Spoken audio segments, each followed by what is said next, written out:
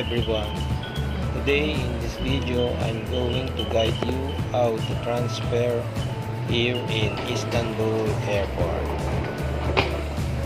So pagkatapos ng biyahe natin ng 3.5 hours from Matiga Airport, dumating kami dito sa Istanbul Airport around 1 PM dito sa may gate B6.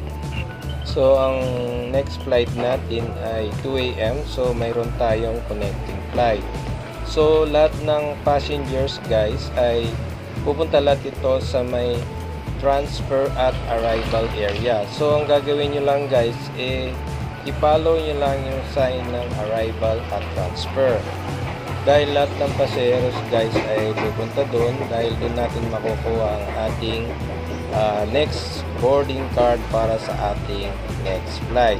At doon din guys yung mga lahat ng pasahero na let's say ang final destination nyo dito sa Istanbul ay doon din yung lugar na kung saan yung arrival area at saka yung mga international gates, departure gates. Okay guys, so isa pang tips dito guys, pag nasa Istanbul kayo, lalo na kung matagal ng inyong connecting flight at minsan tumatagal bago ibigay yung boarding card, magdala kayo ng konting pagkain dahil dito sa transfer area ng arrival ay walang restaurant. Okay guys, so kailangan magbaon kayo kahit papano maibsan yung kung nagugutom man kayo.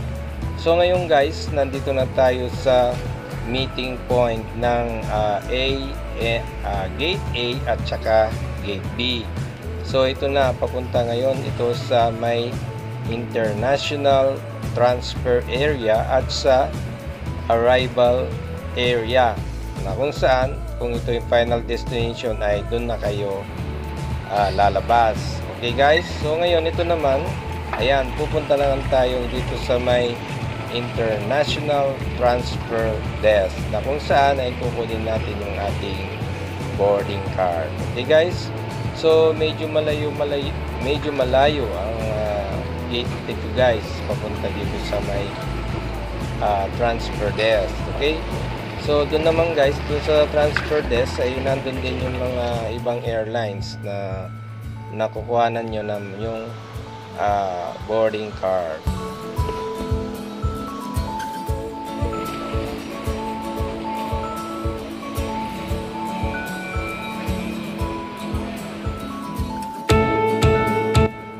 So ito na guys, dumating na tayo dito sa transfer desk na kung saan ay kukunin natin yung ating boarding card. Okay guys, so muli maraming salamat sa panonood. Sana nakatulong ito sa inyong mga pagbibiyahe. Okay guys, thank you for watching.